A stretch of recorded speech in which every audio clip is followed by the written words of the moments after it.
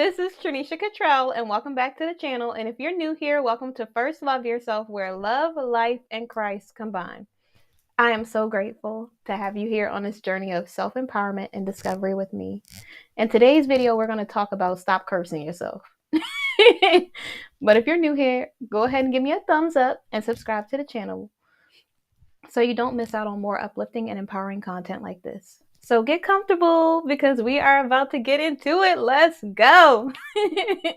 So earlier today, I was, of course, reading the Bible. I'm sitting there listening to the podcast, trying to educate myself so that I can learn more and become a better person. You know, I'm not ever going to be perfect, and I don't think there's any human walking the face of this earth that is perfect. But I do always want to try to become a better person. I know I say that a lot, but it's true. I feel like every day, in order to evolve, in order to develop, in order to become a better person, we have to always be willing to try to do better. So as I am listening to podcasts, I come across this sermon and it starts talking about how when we're speaking words over ourselves, we are cursing ourselves. And a lot of people will be like, oh, this is real spooky. Like, what are you talking about?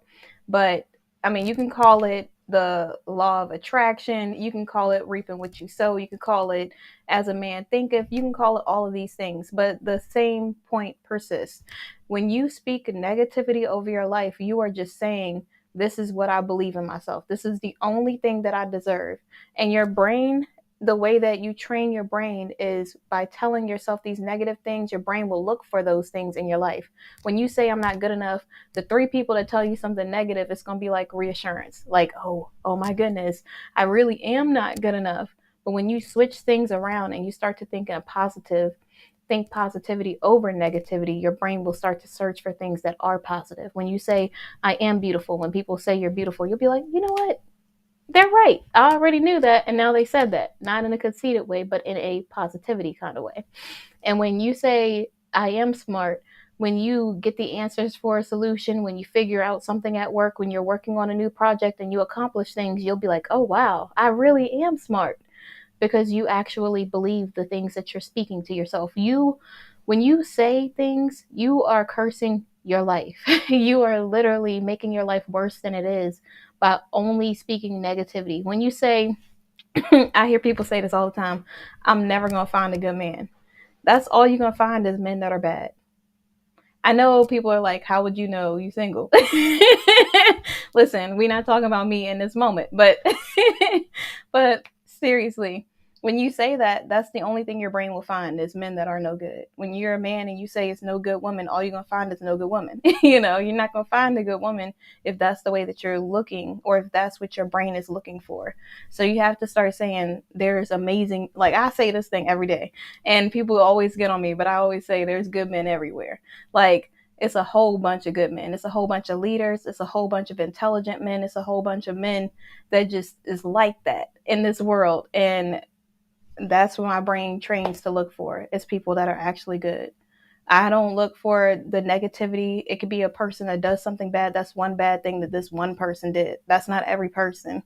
And so I don't think like that. I think in positivity, because that's what I want my brain to search for. I don't want to be looking for anything bad in my life. I want to be always looking for the brighter side, the silver lining. I want to live my best life. And the only way to do that is if I'm speaking positivity over myself. When you speak positivity over yourself, you start to change your whole life. You start to say, you know what, I can do this. And the next thing you know, you accomplishing a whole bunch of stuff. You got the life of your dreams. You're driving your dream car. You're going on trips. You're doing all of these things that you always aspired to do. You in the best relationship you'd ever been in your life because you spoke that over yourself. You just have to change your perspective. And it's not just about words. It is about waiting on God too. And I know when I say God, sometimes some people don't feel that way. Some people don't believe. Some people do believe everything else. But this is my belief. And so since this is my channel, this is usually I speak God, you know, because that's my belief and he's everything to me. And so someone in one of the podcasts I was listening to earlier today said sometimes you could feel, because you're thinking so negatively, like God forgot about you. But I think it's important for us to know that the scripture reads that which you reap in tears, you sow in joy. So every time you're crying, every time you're upset, every time something doesn't work out, every time things don't go as planned, there is always a blessing behind it. There's always more to what it is that's happening in your life. And that trouble that you're going through, those tears that you're crying don't last always. Joy always comes in the morning. There's always something better on the other side. So I think it's important for us to realize that life is not going to be rainbows and butterflies every day. But when we're speaking positivity, when we know that everything happens in God's perfect timing, it allows us to be able to see the bright side and the things that we're going through. I know, like, in the moment when you're in the struggle, when you're in the battle, when you're in the storm, it feels like there's no way you're ever going to get out of it. Like for me, sometimes when I'm having a moment like that, it'll feel like I can't see how anything could ever be better than that. And I have to remind myself of God's promise. I have to remind myself that this is just a moment. It's not my entire life. It's not always going to be like this. I'm not always going to be in this season. I'm not always going to be like this. I'm not always going to be going through this struggle. I might go through something else in life, but it's not going to be constant. It's just a moment. This moment does not define my life. And I think that's how we have to be when it comes to life. We have to know that this is just a moment and it's always going to be a brighter day. There's always going to be something better on the other side. After every storm, there's always a rainbow. There's a rainbow, there's sunshine after every storm because it was necessary to be able to produce something beautiful. So, as I was listening, when you're in this waiting season, know that just because you're delayed doesn't mean that it won't be happening. Just because you feel like you're overlooked or God forgot about you does not mean that He ever overlooked or forgot about you.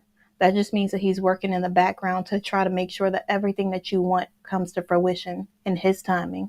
He's working on that job to get it straight so that when you get in there, everything will just flow the way that it can only do with God.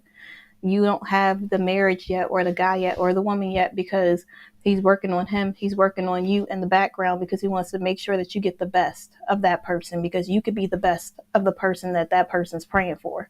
He's not going to give that person the messed up, broken part of you that just got a whole bunch of work to do because you just spent so much time and disaster that you didn't even take the time to work on yourself. He's going to make sure that He preps you, that He molds you into the person that you were created to be, so that when you get there, even though you're not 100% perfect, you will be the type of person this man prayed for, or he will be the type of man that you prayed for.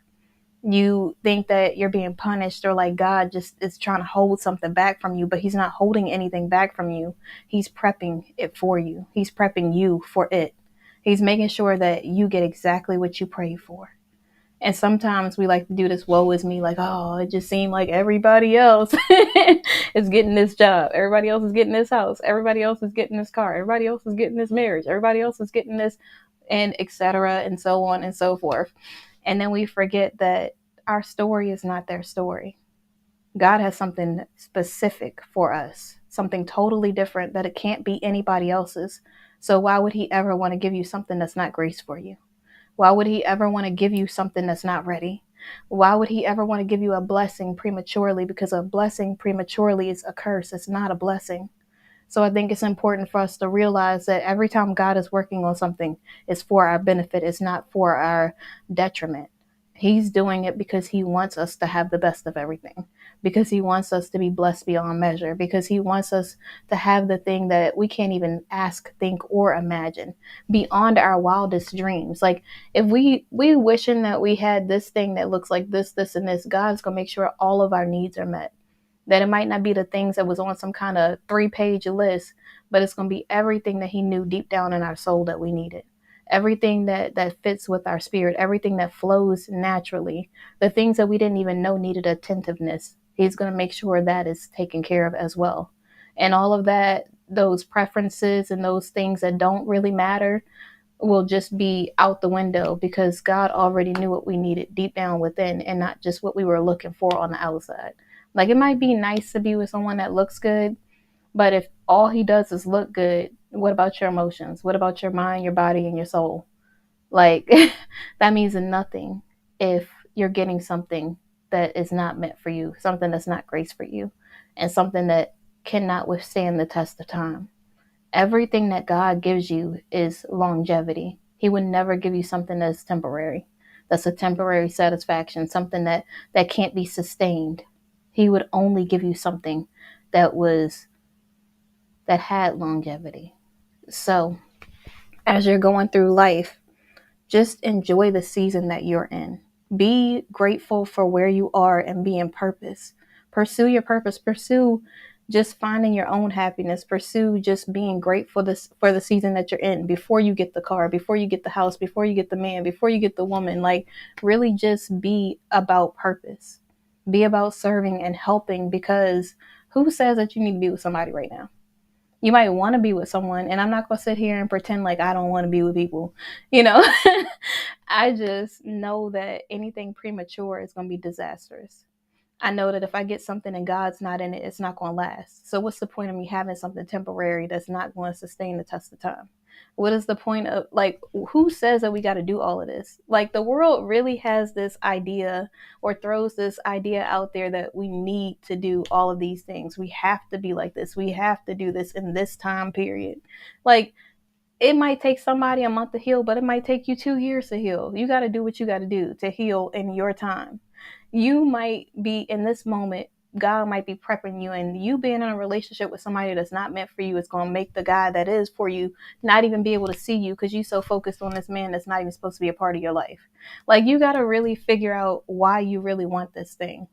And if you're spending all this time stressing about something that is not ready for you right now, you're going to miss the process. You're going to miss the journey. You're going to miss out on all the wonderful things that God is doing in your life right now. The people that you have in your life that other people wish and they pray, they wish they could have friends like you have, and you're not even appreciating them because you're so focused on this car, this house, or this man. You you have people in your life that would do anything for you, and you're taking it for granted because you so focused on the one thing that you don't have. Sometimes I feel like that's what the adversary would use to try to make us just be ungrateful, because he knows how badly we want that thing. But God is not doing it just to be a mean person, just to withhold things from you.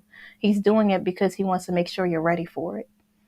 He would never give you anything prematurely. He would never want to give you something just so you can ruin it or sabotage it. He would want to give it to you when you're ready. So I think it's important for us to know that God is not just being mean. He's not just being forgetful. He has never forgotten about you. He knows who you are. He knows every hair on your head. He knew you before you were formed in your mother's womb. There is nothing that you could ever do that would make God ever stop loving you. And I think it's important for you to understand that if God is not giving it to you now, it's because you're not ready, or the thing isn't ready for you. He's already working out things in the background so that everything flows. That man is getting prepped and he's getting molded so that he can be the type of man that will be a good husband. Because right now he might be immature. Right now he might be focused on some other things. He might be going through something, some kind of trauma, or some kind of emotional thing, whatever else that God has to get out of him before he can get into a relationship. So he will be ready for that. He might be financially getting his finances straight. He might be doing something else. Who knows, right? And I'm not saying he can't build finances with you, but there could be so many other things that God is doing inside this man that you don't even know is necessary, because for him to be able to take gentle care of you, he would need to be ready in that way. He would need to be in a position where he could be emotionally mature enough to be able to withstand your emotions, to withstand your mood swings, or whatever else it is that you do, your quirks, your little things that you do that other people might not be able to handle. But God is going to make sure that man is prepared. He's preparing him for the battle of you. That woman, the guys that are out here praying for the woman, and you're like, well, it just seemed like it ain't no good girls. First off, you got to change your mindset. Like I was saying in the beginning, there's plenty of good women out here. You just can't see it because you're blinded because of the way that you're cursing yourself. When you start speaking, there are good women out here, you will find a good woman who will really appreciate you, who will really respect you, who will really honor you and treat you the way that you're supposed to be treated. But in order for you to find that, you have to be in preparation. You have to change your whole mindset of what the world has been telling you women are, so that you could be ready, so that you could be the type of leader that God intended for you to be. So I think it's really important for us to not just curse our lives and just act like, woe is me, everything is so bad. Because as soon as you speak life over yourself, as soon as you start believing that you can do anything, as soon as you get disciplined, as soon as you start focusing on the things that you can accomplish and really striving for the things that you can do in your life, everything is possible. You could get the desires of your heart if you just believe. So don't give up on yourself and always stay encouraged. Know that God's timing is perfect and you can get everything you want. So thank you so much for watching. Go ahead and give me a thumbs up and subscribe to the channel. And I will see you guys tomorrow. Have a good night.